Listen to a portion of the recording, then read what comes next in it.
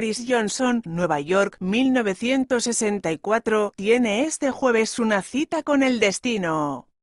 Su estreno en unos comicios generales coincide con las elecciones más importantes afrontadas por Reino Unido en tiempos de paz, una trascendencia que deriva, precisamente, del proyecto que en febrero de 2016 había decidido auspiciar como el instrumento para alcanzar su ambición de toda una vida de mudarse a Downing Street, el Brexit. Muchos consideran que el peso en el referéndum de quien, por entonces, todavía no había concluido su segundo mandato como alcalde de Londres fue clave para propiciar el inesperado veredicto del 23 de junio. Por ello, el primer ministro tiene ahora la obligación moral de demostrar que, más allá de las soflamas de campaña, el divorcio es verdaderamente el acicate que la segunda potencia europea necesitaba para desplegar todo su potencial. Independientemente de qué pase mañana, Alexander Boris de Johnson, para su familia, tiene garantizada una referencia en los manuales de historia, algo que difícilmente incomodará a quien de niño aspiraba a ser rey del mundo. Tan pronto como descubrió que lo más parecido era ser primer ministro británico, fijó la puerta del número 10 como destino final de un viaje en el que cada decisión ha supuesto el preludio para seguir los pasos de su ídolo político, Winston Churchill. Su carrera comenzó, no obstante, en el periodismo, donde se labró una proyección que, en un futuro, resultaría crucial. Su currículum vital, como el de tantos otros nombres destacados del Partido Conservador, incluye las dos instituciones nucleares de las altas esferas británicas, Eton y Oxford. Fue en el exclusivo internado donde el joven Johnson comenzaría a evidenciar, según sus profesores, los rasgos de personalidad que definirían su persona pública: carismático, excéntrico y con un enraizado sentido de que las normas no se aplicaban necesariamente a él. Golpe familiar tras haber experimentado en la infancia 32 mudanzas en 14 años, por las responsabilidades profesionales y académicas de su padre, sufrió la época más complicada de su vida, de la que apenas habla. Su familia, que por entonces residía en Bruselas, se vio sacudida por la enfermedad mental de la madre, con quien el ahora premier, el mayor de 4 hermanos, se hallaba especialmente unido. Fue la ambición que el patriarca había instilado en su prole, a la que quería convertir en una dinastía política y periodística, la que llevó al primogénito a sobreponerse y ya en la universidad en la que coincidió, entre otros, con David Cameron, dejó patente que la ortodoxia no era para él. Se licenció en estudios clásicos y, aunque sin matrícula de honor, algo que aún lamenta hoy en día, nunca pierde la oportunidad de demostrar su erudición, tanto en sus discursos públicos como en los numerosos libros que ha publicado, entre los que figuran biografías de Churchill e incluso una novela. Sus primeros pasos profesionales fueron en el periódico The Times, aunque se verían abruptamente interrumpidos tras haber inventado una cita de su propio padrino para un artículo. El despido no menoscabaría sus posibilidades y el Daily Telegraph, cabecera conservadora y profundamente euroescéptica, lo mandó a Bruselas como corresponsal, donde afianzaría lo que su editor describiría años después como una relación incierta con la verdad.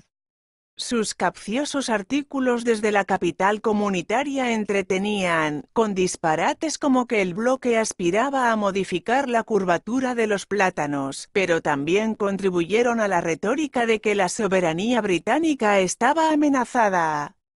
Se dice que era el reportero comunitario preferido de Margaret Thatcher y su perfil continuaría progresando hasta ponerse como editor de The Spectator, un influyente semanario conservador, poco después de haber superado la treintena.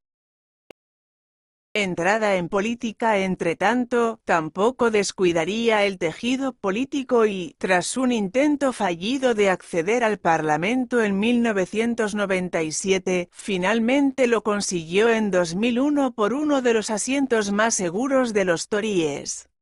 Su meteórico ascenso quedaría confirmado con un nombramiento en el equipo del por entonces líder de la oposición, Michael Howard, quien, no obstante, lo acabaría despidiendo por haber mentido sobre una relación extramarital con una periodista de The Spectator. No en vano, los vaivenes de su vida personal constituyen otro de los grandes componentes del retrato caleidoscópico de Johnson, pese a que su reticencia a hablar es tal que se niega, incluso, a confesar su número de hijos.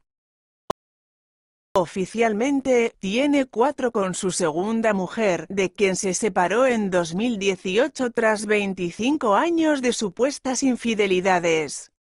La rumorología le atribuye 1 o 2 más y 2 terminaciones de embarazo voluntarias, aunque hoy en día comparte Downing Street con una ex jefa de comunicaciones del Partido Conservador a la que saca 25 años. Lo particular de Johnson es que lo que a otro político podría haberle costado la carrera, a él no le afecta, es más, refuerza su retrato como un verso libre y le permite vender facetas aparentemente excluyentes como la de pertenecer a una élite exclusiva y, a la vez, presentarse como el dirigente que está con la gente. Desde su columna semanal en el Daily Telegraph que le reportaba 23,000 libras al mes hasta que se mudó al número 10, ofendió a los homosexuales, a los negros o a las musulmanas que visten el burka, sin que nada horadase su travesía de placer al liderazgo el pasado verano, de exteriores al número 10 como prueba, pese a sus extravagancias y cuestionable verborrea, fue responsable de la reputada diplomacia británica durante 2 años, una responsabilidad que le otorgaría Theresa May, apenas 2 semanas después de haber truncado su inicial asalto al liderazgo, que decidió abortar tras la entrada en la contienda de otro gran peso pesado de Botelif, Michael Sf. La puñalada quedó en el olvido y hoy Sf. Tiene un puesto preeminente en el Ejecutivo. Quien sufriría la traición de Johnson sería la, hasta julio, primera ministra, tras su dimisión como titular de Exteriores en julio de 2018, por lo que describió como su incapacidad de aceptar la propuesta de Brexit planteada por May. Analizada con perspectiva, su marcha parece parte de una calculada maniobra que incluiría rechazar hasta 2 veces el acuerdo de divorcio en el Parlamento, para ampararlo a la tercera, tras el compromiso de la mandataria de abandonar la residencia oficial si los diputados aprobaban el plan. La ironía del destino ha querido que, una vez en el número 10, sufriese personalmente la misma dolencia que había provocado la caída de su sucesora y que haya buscado la misma cura, un adelanto electoral. A su favor, Boris, como lo llama directamente gran parte de la ciudadanía, puede emplear los errores de May como pauta de qué no hacer en campaña. En su contra, sin embargo, está el peso de una historia a la que pasará como el dirigente que auspició la exitosa recuperación de la soberanía británica, o por el contrario, el responsable de un innecesario daño autoinfligido, que lo arriesgó todo por una ambición personal que no supo gestionar.